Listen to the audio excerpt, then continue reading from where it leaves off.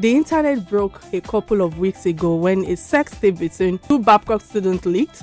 Sources revealed that the tape was filmed. The story making the round is that the male student involved in this case had been earlier expelled for unruly behavior and was undergoing rehabilitation for drug related issues.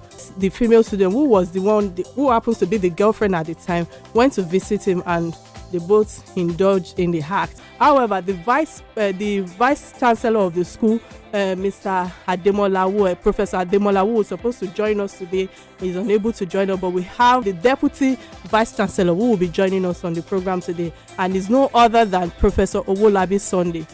Hello. Hello. Yeah, it's good to have you with us, sir. Thank you. So let's hear from the horse's mouth. So I would say that without beating around the bush, in your words, can you tell us about how you feel regarding all the necessary issues that has transpired in terms of negative press that Babcock has attracted in the last few weeks? Yes, thank you. It is not really a strict thing in a community like this. Yeah. Because Babcock University is one of the universities you can reckon with in Nigeria. Correct. And the real sense of it, any tree that has no fruit, nobody will throw stone at it. Yeah. Because there's nothing to plug. Mm-hmm. So we are aware of some sponsored program of that nature. The one that happened naturally, that everybody makes noise about it, it is because it is Babcock. If it's other universities where some of us went, there will be no uproar, there will be no much noise about it. However, because it's a faith-based university, correct, where we talk about redemptive education, yes, we are not out there to condemn anybody but to save souls. Yes, sure. So we have to take some steps that we speak to the public about our belief and our system of operation in Babcock. So looking at the public image, we are not really bothered because there are several other positive things that are coming up that actually you won't see much people talking about it. Sure. So by His grace, we are not losing focus. And we are pressing on to do better than what we are doing now. Thank you so much for that answer. I think the next thing I would like to know with everything that has happened is that has there been any amendments in your institution in terms of policy on this matter going forward? Our policy is clear and clear. It does not require any amendment. Okay. Reasons being that, for instance, the issue that are being raised, some of them are not even relevant to Babcock. We talk about internet scammers and the rest. Yes. Is there any university in Nigeria like that does not happen?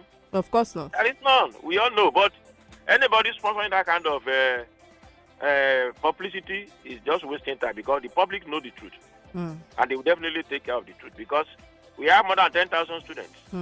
So all of them cannot be stupid and be foolish. Yes, and I agree with you with that because I went to a private university as well, Igbinedion, and I would say that in as much as everybody wants to hold the institution accountable regarding what the students have done, I would say that I don't think that you can control young adults who are very active in a lot of things. You understand, even though you want to imbibe morals, you want to imbibe values and the likes. Yes, and all of that. So, but reflections of the society where you are even operating. Yes. So we are not living in isolation. You see, the difference between us and others is that you cannot live with that kind of behavior and survive in Babcock. It's either you change, we convert you, we will not allow you to convert us. Okay, so talking about conversion, I know that we believe that the institution is faith-based, as we've emphasized, and there is room for turning a new leaf. So what is the perspective of the school in giving people a second chance?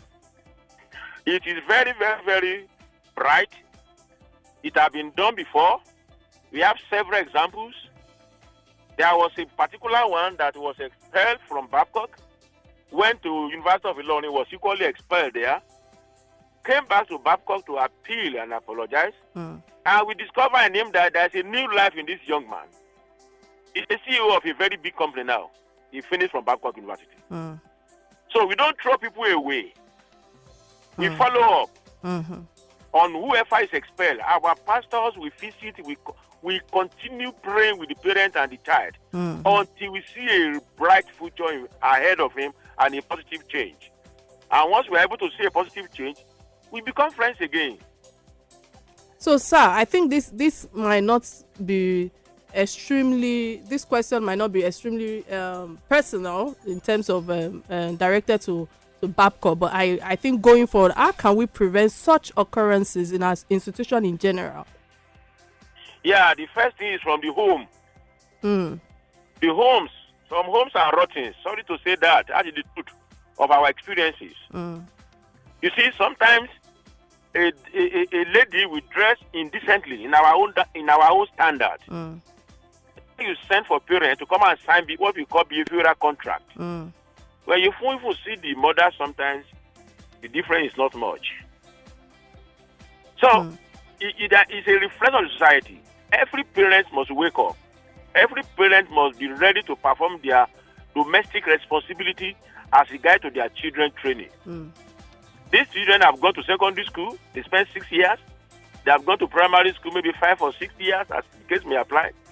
So by the time you had together, plus the age before they started, you see, they have imbibed some character. Yeah, you're right. Thank you so much again. I understand the message you've passed across. I think I would like to ask you in 1 minute, what message do you have for the young adults to take away from all of this? Again, I believe that there are a lot of positivity regarding Babcock University when it comes to morals, when it comes to values, when it comes to standard.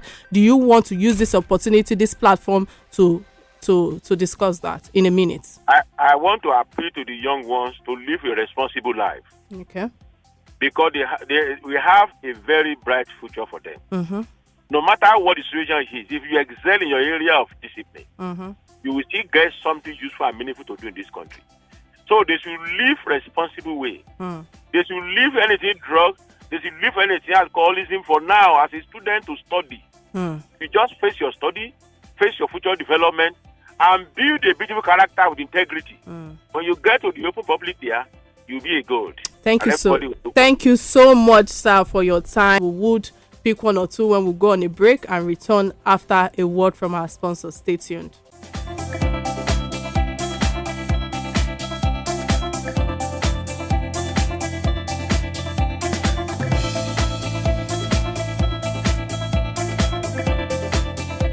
We're talking about the case of a university student expelled from school for a leaked sex tape.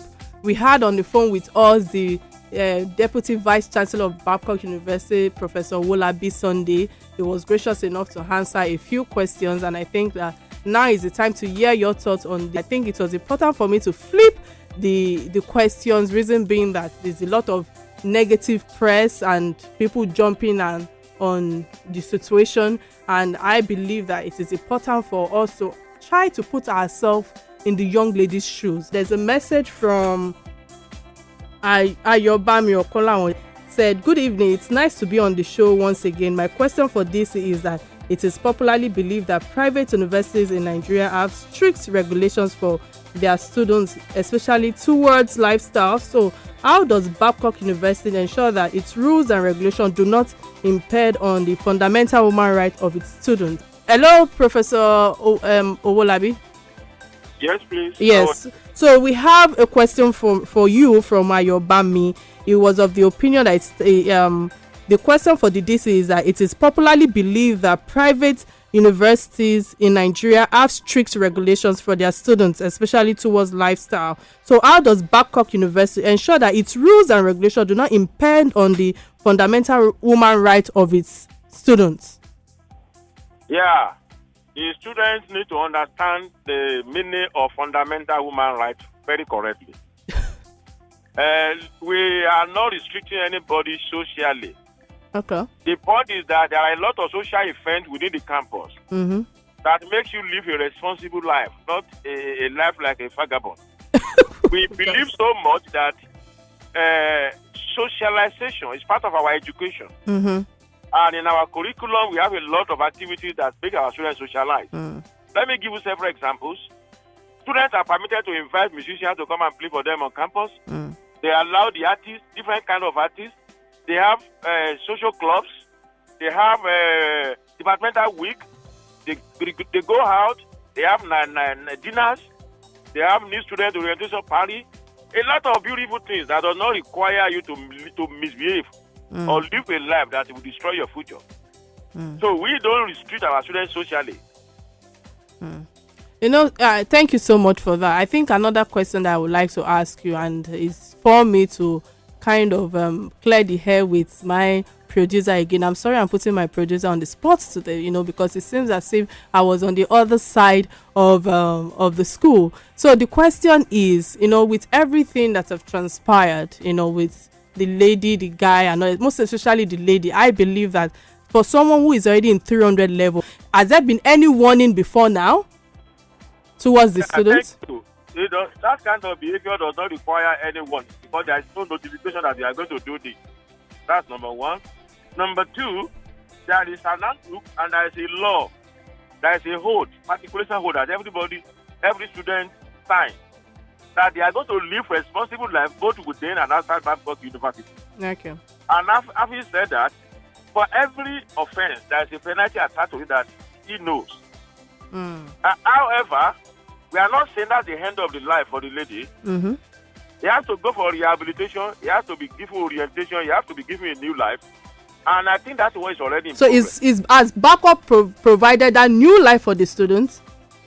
It is not our responsibility.